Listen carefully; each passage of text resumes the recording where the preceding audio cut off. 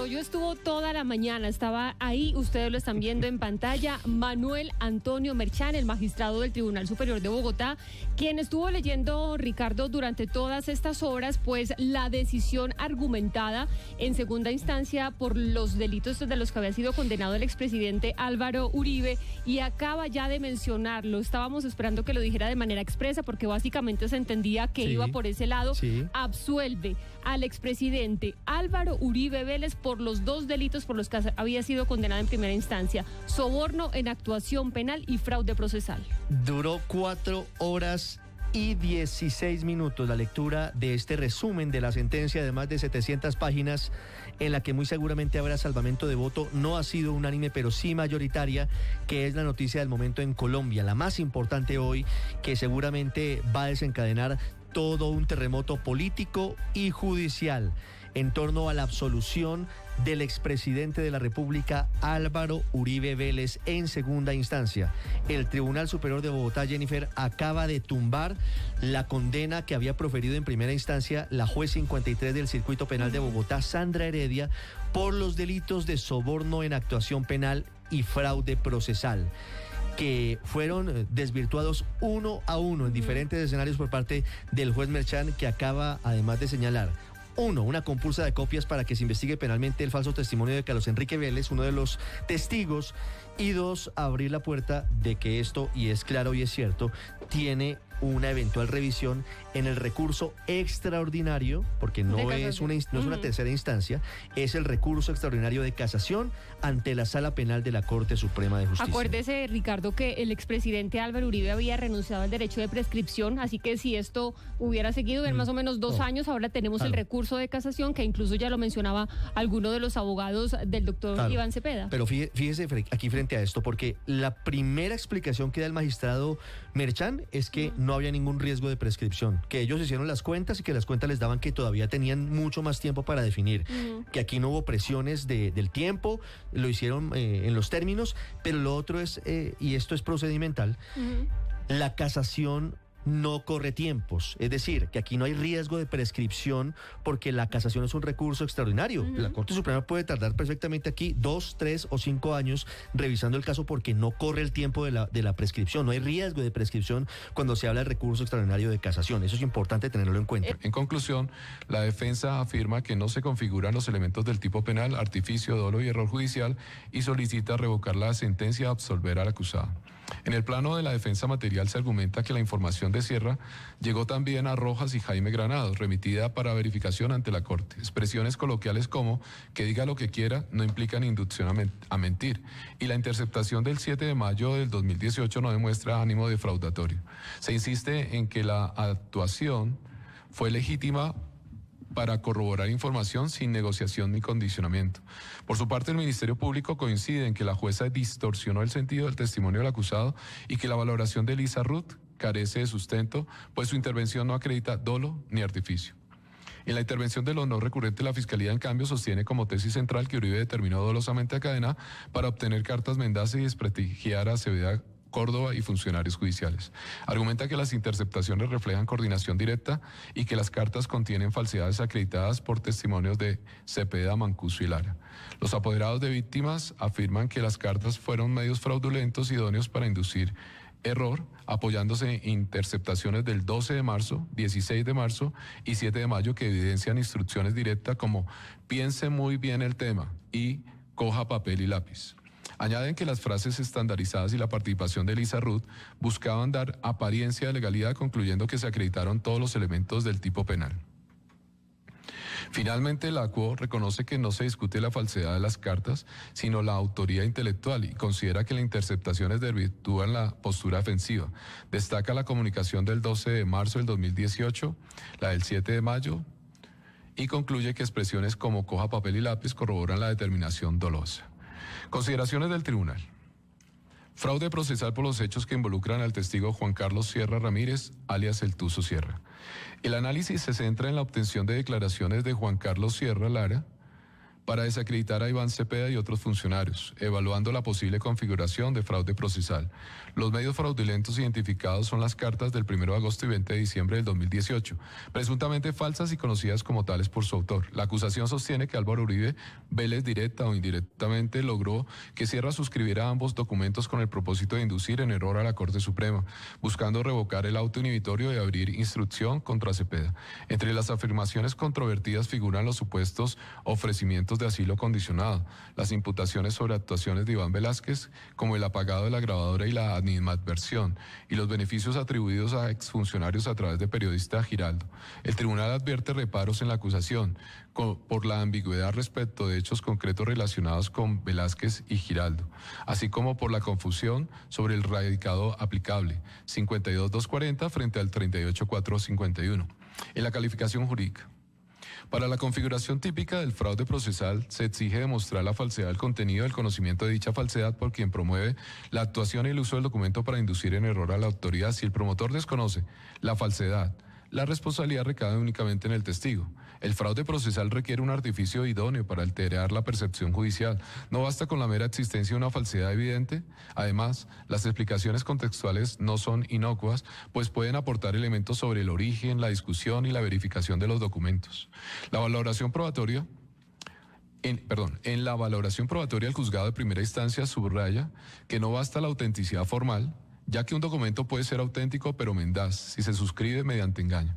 La contextualización de las circunstancias y antecedentes es esencial y debe corroborarse con otras pruebas, aspecto que la jueza omitió al no ponderar el papel del testigo como fuente para verificar la autenticidad sustancial. El análisis de la mendacidad documental se apoya en prueba testimonial directa. Cepeda, Mancuso y Lara acreditan que en la reunión del 2009 no se pidió a Sierra declarar contra Uribe, que la visita fue solicitada por el abogado de Mancuso y que su propósito era legítimo, orientado a verificar condiciones carcelarias y garantizar colaboración judicial. La coincidencia entre estos relatos desacredita la versión de Sierra, mientras que la fórmula repetida en las cartas, no he sido inducido por nadie, comillas, sugiere un libreto preestablecido.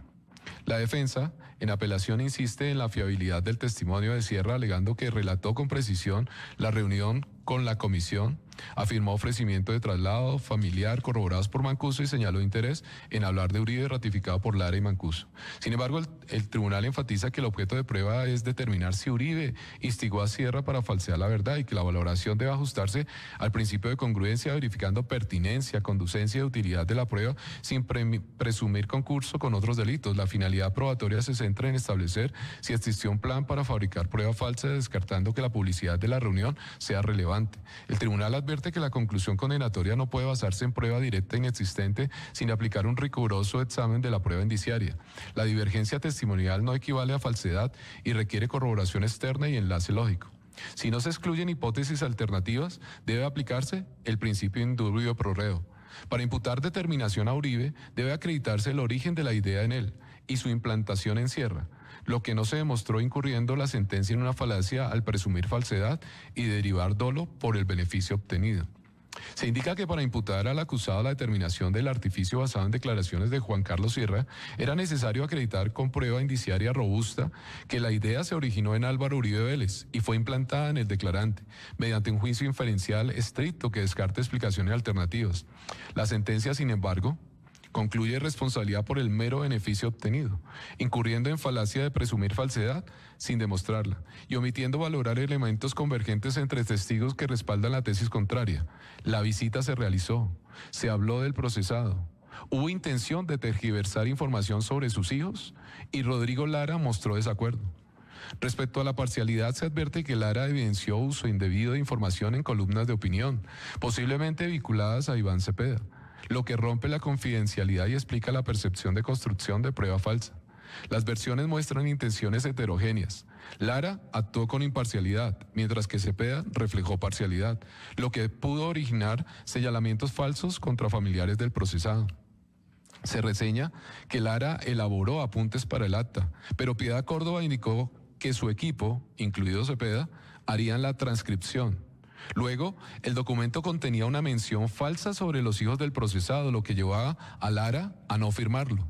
Esta irregularidad plantea un dilema ético omitido por la sentencia. Si los señalamientos falsos atribuidos a Sierra se originaban en irregularidades de la visita oficial, la valoración debió ser más rigurosa. No era anecdótico. Cualquier inexactitud exigía especial celo por su impacto en procesos judiciales y confianza institucional. Registrar datos incorrectos, incluso por descuido, compromete la integridad del proceso y la credibilidad institucional. Por ello, no era admisible relegar el examen a un plano formal. Recaía sobre los intervinientes el deber ético y funcional de asegurar veracidad y precisión. La sentencia debió ponderar si Sierra mintió dolosamente o si su relato respondía a una interpretación subjetiva de hechos precedentes. De la reunión de la Comisión Parlamentaria con extraditados. En 2009 se realizó la reunión entre Piedad Córdoba, Rodrigo Lara Restrepo, Iván Cepeda y los extraditados Salvatore Mancuso y Juan Carlos Sierra, hecho que no es objeto de controversia. Durante el encuentro se abordaron temas relacionados con las condiciones de reclusión y los vínculos con empresarios, políticos y miembros de la fuerza pública. Sierra negó cualquier trato con Álvaro Uribe, aunque mencionó relación con Mario Uribe y conocimiento de Santiago Uribe. Se destaca que Juan Carlos Sierra afirmó que el énfasis de la charla fue si conocía de los Uribe, en relación con las autodefensas, lo que coincide con lo declarado por Salvatore Mancuso, quien confirmó que se le preguntó por el procesado y que Sierra respondió reiteradamente que no sabía nada. Esta coherencia exige valorar el testimonio por su contenido y no por percepciones externas.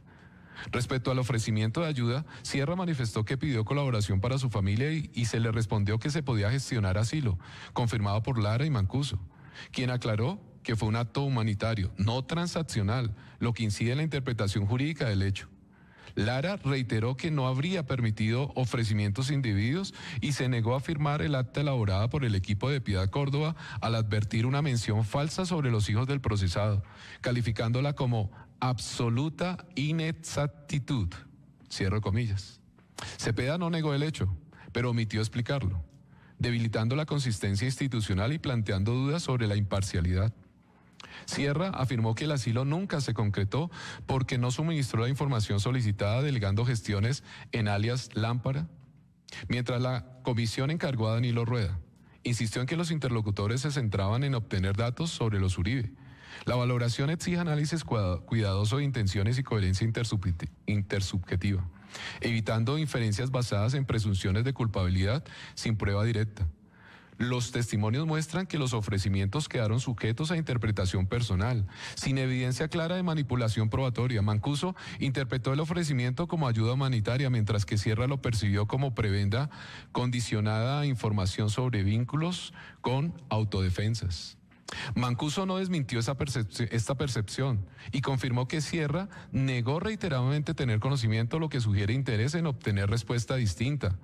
En conclusión, las afirmaciones de Sierra pueden responder a su percepción personal ante la frustración del asilo prometido, aunque también cabe la hipótesis de que alterara hechos verdaderos para obtener beneficio propio o favorecer a terceros.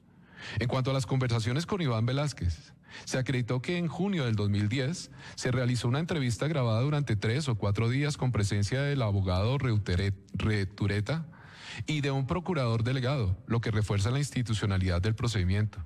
Sierra afirmó que Velázquez le ofreció asilo, apagó la grabadora en 2 ocasiones y mostró animadversión hacia Uribe desde la época universitaria, mientras que Velázquez negó tales ofrecimientos y el apagado de la grabadora, señalando que todo consta en la grabación y que conoció a Uribe en 1992, no en la universidad. La presencia de un defensor y un delegado del Ministerio Público reduce la plausibilidad de irregularidades, por lo que la hipótesis de Sierra exige un análisis probatorio objetivo y contextualizado, considerando la posibilidad de una mala interpretación o exageración para beneficio propio. Respecto a las conversaciones con el periodista Juan Carlos Giraldo, se estableció que tras recuperar la libertad en 2015, Sierra buscaba acercamiento con la Fiscalía para obtener un principio de oportunidad, mientras que Giraldo procuraba una entrevista exclusiva. Se acreditaron 2 reuniones en Estados Unidos, una entrevista grabada y la entregada de un dispositivo a Sierra sin copia. Sierra sostuvo que Giraldo le ofreció beneficios, incluyendo un principio de oportunidad y un adelanto editorial de 100 millones de pesos, actuando supuestamente como emisario de Montealegre, Perdomo, entre otros. Mientras que Giraldo negó tales ofrecimientos y afirmó que Sierra quería colaborar con la justicia. Los chats de WhatsApp entre agosto y octubre del 2015 evidencian el interés de Sierra en colaborar, pero no corroboran ofrecimientos indebidos. Estas contradicciones sugieren que Sierra pudo exagerar o distorsionar hechos para justificar su salida de Justicia y Paz y obtener beneficios. La reunión de 2009 muestra que el ofrecimiento de asilo puede interpretarse como ayuda humanitaria y no como coacción. Las grabaciones y la presencia institucional en la entrevista con Velázquez desvirtúa la hipótesis de irregularidad y el interés de Sierra en colaborar contradice su alegato de no declarar contra Uribe. En consecuencia, sin corroboración externa, las divergencias no bastan para acreditar dolo ni artificio idóneo. Sobre la valoración del testimonio y la eventual configuración del fraude procesal en relación con cada una de las 3 reuniones referidas. Se precisa que la desvaloración del testigo no habilita automáticamente la conclusión del artificio, pues el fraude procesal exige demostrar un ardid estructurado para inducir en error a la autoridad, no solo la comparación de testimonios. Si el juicio adverso se basa únicamente en contradicciones sin elementos externos verificables, lo máximo imputable sería falso testimonio, salvo que se pruebe motivación de un tercero mediante prebendas o presiones, lo que abriría hipótesis de manipulación probatoria. En el caso, Sierra parte de hechos acreditados, visita del 2009, entrevista del 2010 y contactos del 2015, para sostener que altas autoridades le ofrecieron dádivas a cambio de declarar contra Uribe Vélez. Sin embargo, su construcción descansa en inferencias personales y carece de corroboración externa suficiente. Diversos intervinientes contradicen que lo buscaron, afirmando que fue él quien promovió acercamientos. Se advierte que Sierra se autoubica en un papel protagónico, lo que erosiona la consistencia interna y refuerza la necesidad de corroboración independiente. El tribunal señala que sus acusaciones podrían obedecer a mala interpretación o estrategia deliberada para obtener beneficios, mezclando temas como Tasmania y supuesta animadversión de Iván Velázquez, lo que exigía control riguroso en la confrontación del testimonio. Así las cosas, no se acreditan escenarios artificiosos creados por Uribe Vélez. La información quedó en manos del propio Sierra, creador de las misivas, tomadas como base de la acusación sin depuración suficiente. Resulta incongruente que, si el plan era inducirlo a mentir, se incluyera el tema de Tasmania, ajeno a la tesis acusadora, lo que refuerza la plausibilidad de la hipótesis defensiva. En conclusión, la credibilidad del testimonio de Sierra no alcanza el estándar para sustentar una inferencia incriminatoria sobre determinación del procesado. Por el contrario, resulta razonable la hipótesis alternativa que atribuye la génesis de las misivas a Sierra, sometidas al análisis del órgano instructor. Se advierte que desde el 23 de marzo del 2018 la oficina de Jaime Granados Peña, como parte civil en el radicado 38451, presentó un escrito con información recibida por Álvaro Uribe Vélez de Sierra Ramírez, solicitando determinar la viabilidad de escucharlo y realizar las verificaciones correspondientes. En consecuencia, la versión de Sierra, marcada por tensiones internas y controversias externas, exige corroboración independiente y específica. Sin ella, su testimonio no puede servir como fundamento para una condena ni para cargos basados en una refundición acrítica de hechos heterogéneos. De la tesis alternativa de la defensa. La defensa plantea una tesis alternativa según la cual la fuente original de la información fueron los contactos de Iván Cepeda con personas privadas de la libertad, lo que justifica la actuación del acusado en ejercicio del derecho de defensa consagrado en el artículo 29 de la Constitución, que comprende el acceso a la información, la contradicción y la postulación probatoria. Sostiene que la Fiscalía tenía la carga de mostrar el dolo y el artificio mediante indicios convergentes y corroboración externa, lo que no ocurrió, por lo que la presunción de inocencia y el estándar de duda razonable previstos en el artículo 381 del Código de Procedimiento Penal permanecen incólumes. En cuanto al contexto político y los testimonios sobre presiones, la defensa resalta que Aguilar y Arizmendi relataron una conversación espontánea en Estados Unidos en 2015, en la que Sierra mencionó ofrecimientos de Cepeda y Piedad Córdoba, coincidiendo con la versión que este último sostuvo en juicio. Si bien hubo retraso en revelar la información, la defensa argumenta que ello exige contextualización, pues no existía deber legal ni interés personal para hacerlo antes. Este contexto se vincula con el auto inhibitorio del 16 de febrero del 2018 y las alocuciones públicas del acusado, que motivaron la transmisión de la información. La cadena de transmisión se describe así: Aguilar informó a Arizmendi, a Fabio Valencia, y finalmente la información llegó a Uribe. Los testigos Arizmendi y Valencia confirmaron la confianza en la información y su afinidad política con el acusado. La defensa insiste en que el fraude procesal exige la ocurrencia de 3 elementos: artificio, idóneo, dolo y nexo causal, los cuales no fueron acreditados. Las contradicciones y percepciones subjetivas no bastan para sustentar una condena. Por ello, refuerza la hipótesis alternativa de que la actuación del acusado fue legítima y orientada a la verificación judicial, no a la inducción dolosa en error. Sobre las reuniones entre Álvaro Uribe, Roque Arizmendi y Juan Manuel Aguilar y las gestiones posteriores. En el marco de las reuniones iniciales se acreditó que en Llano Grande Álvaro Uribe Vélez recibió a Roque Arizmendi, quien ratificó la información sobre Sierra, ante lo cual el acusado expresó sorpresa por la disposición del Tuzo a ayudarle. El 9 de marzo del 2018 se realizó una reunión con Arizmendi y Juan Manuel Aguilar, confirmada en el libro de ingresos y verificada por el investigador Franklin Guevara. Durante este encuentro, Uribe preguntó si Sierra sostendría lo dicho y solicitó conservar un audio escrito para presentarlo a la corte, mientras que Arizmendi recordó que el acusado pidió que Sierra dijera la verdad, sin buscar nada más. Posteriormente, Uribe contactó a Fabián Rojas, Diego Cadena y Jaime Granados para gestionar un video o narración de Sierra. Aguilar logró comunicarse con Sierra y por solicitud del acusado se reunió con Cadena para coordinar los viajes a Estados Unidos. Aguilar visitó a Sierra en ese país y este reiteró lo dicho en 2009 sin aceptar ofrecimientos. El flujo de información siguió el itinerario: Sierra, Aguilar, Arizmendi, Fabio Valencia, Uribe, quien buscó corroborar la versión antes de comunicarla formalmente a la Corte, integrando este episodio en el contexto de otras informaciones sobre Cómbita y cartas remitidas en 2017 a la Fiscalía.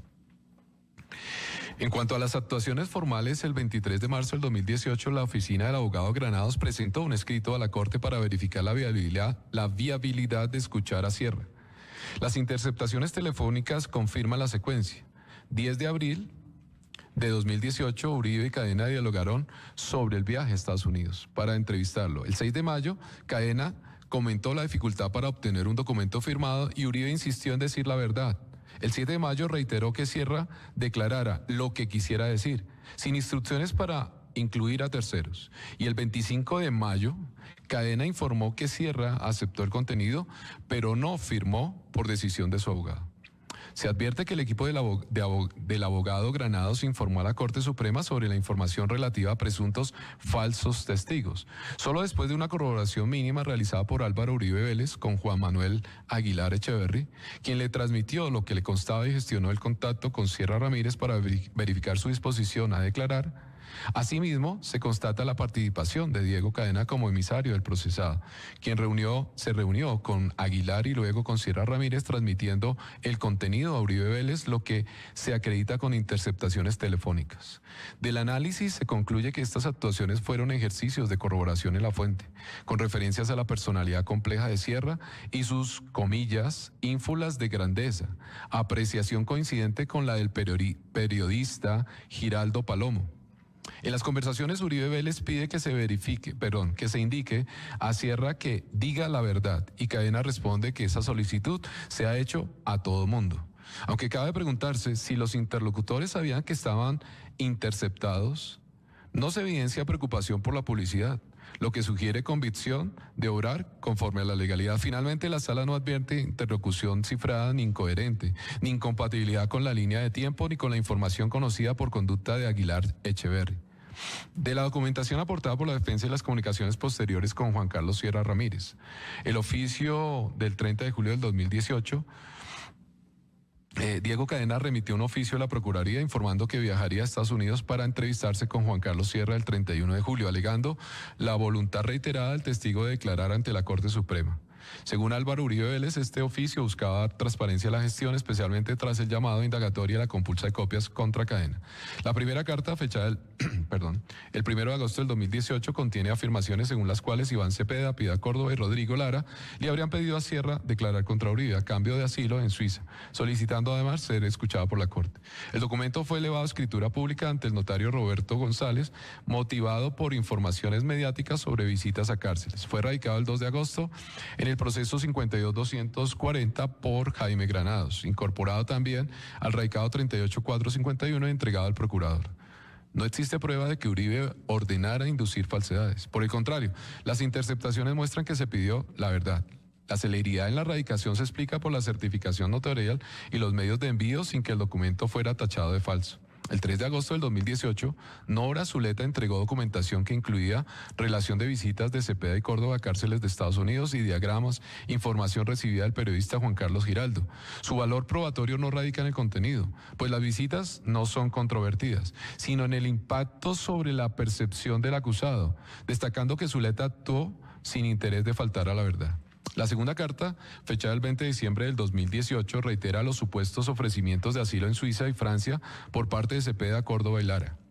E incluye referencias a visitas de Iván Velázquez del 2010, con alegaciones sobre apagado de grabadora y ofrecimiento de ayuda. Así como las reuniones con el periodista Giraldo en 2015, donde supuestamente se ofrecieron beneficios editoriales y económicos. Sierra afirma no haber conocido a Uribe, ni tener información incriminatoria detallando gestiones para asilo, reuniones oficiales y contexto de justicia y paz. El documento fue entregado voluntariamente por Sierra. En este contexto, intervino Lisa María Ruth, investigadora privada y exagente de la CIA, contratada por Tomás Uribe en 2018. Su metodología consistió en recopilar información objetiva sin inducir falsedades. En la primera reunión con Sierra, Ruth estuvo acompañada por un abogado. En la segunda recibió el documento elaborado por Sierra, limitándose a corregir fechas y ortografía sin reescribir el contenido. Sierra leyó y entregó voluntariamente el documento que Ruth remitió a los abogados, enfatizando que ofrecer dádivas es ilegal en Estados Unidos. Persiste ambigüedad en la calificación jurídica por la confusión entre los radicados 38.451 y 52.240. No se acredita inducción dolosa, pues las interceptaciones y testimonios apuntan a una solicitud de verificación, no a la fabricación de pruebas. Las cartas reflejan la narrativa de Sierra, pero su autenticidad formal no equivale a veracidad sustancial, por lo que el contexto de trazabilidad resulta esenciales para evaluar la tipicidad del fraude procesal. Radicación y trazabilidad del segundo documento. El 23 de enero del 2019, Germán Gómez, funcionario de la Oficina de la Comunicaciones de la Corte Suprema, envió un correo con una nota periodística sobre la carta fechada el 20 de diciembre del 2018. Al día siguiente, el 24 de enero, dicha carta fue radicada en el proceso 52.240 por Juan Felipe Amaya, en representación de la firma Granados y Asociados, indicando que el documento había sido recopilado por Lisa Ruth. Se advierte una ambigüedad jurídica. Mientras el relato fáctico menciona el radicado 52.240, la calificación jurídica lo vincula al 38.451, alegando que la finalidad era inducir en error para revocar el auto inhibitorio. En la valoración del contenido y contexto, Sierra insistió en que las cartas reflejaban su verdad y fueron elaboradas voluntariamente sin promesa de cadena ni de Ruth. Las interceptaciones muestran que se le pidió decir la verdad, no mentir. La frase "no he sido inducido" no aparece en la primera carta y su inclusión en la segunda no prueba artificio. El memorial de Amaya menciona que la recopilación por Ruth lo que coincide con su versión.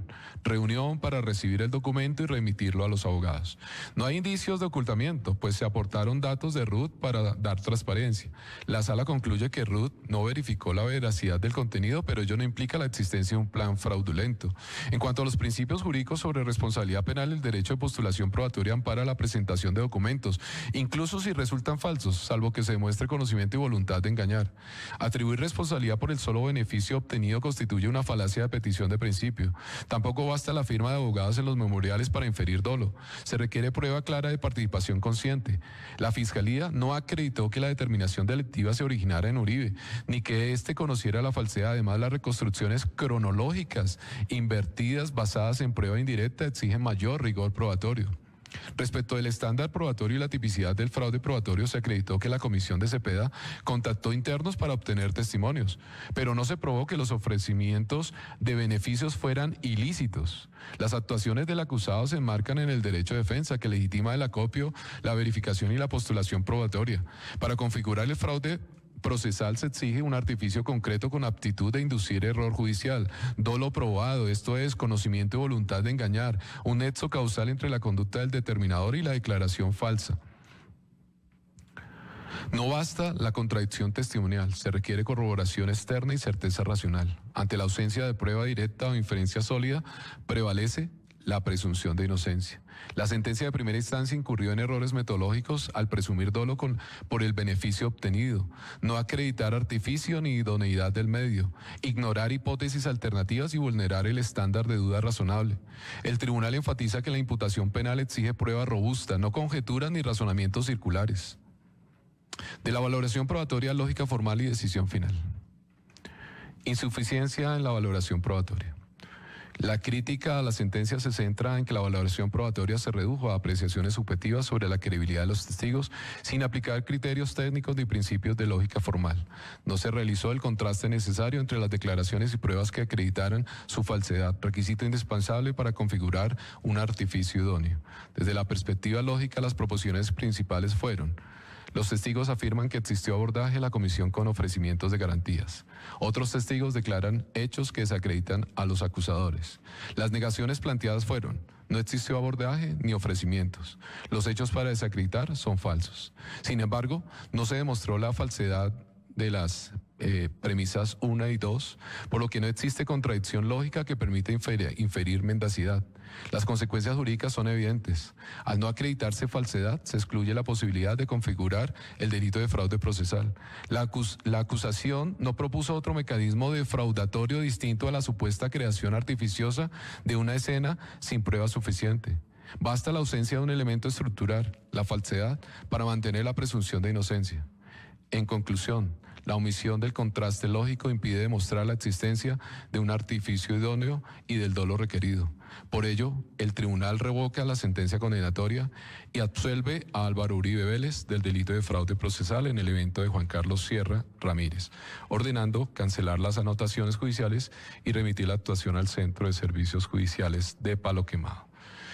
Decisión: en mérito de lo expuesto, el Tribunal Superior de Bogotá, Sala de Decisión Penal, administrando justicia en nombre de la República y por autoridad de la ley, resuelve: primero, negar las solicitudes de nulidad presentadas por la defensa técnica. Segundo, revocar parcialmente la sentencia de primera instancia para en su lugar excluir las interceptaciones telefónicas identificadas con los ID, se relacionan los ID cada uno.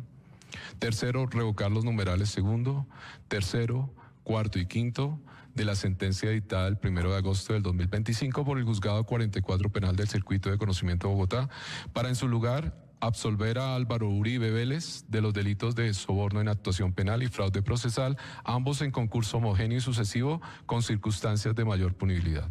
Cuarto, confirmar la sentencia de fecha, lugar y origen en los demás aspectos que fueron materia de apelación. Quinto, en consecuencia, una vez ejecutoriado el fallo, envíese la actuación al Centro de Servicios Judiciales de Palo Quemado para que se cancele ante las autoridades y a favor del acusado las anotaciones que por este proceso se hubieran producido. Sexto, contra este fallo procede el recurso extraordinario de casación. Séptimo, compulsar copias con destino a la Fiscalía General de la Nación para que investigue la posible comisión de delitos contra la Administración de Justicia en cabeza de Carlos Enrique Vélez Ramírez.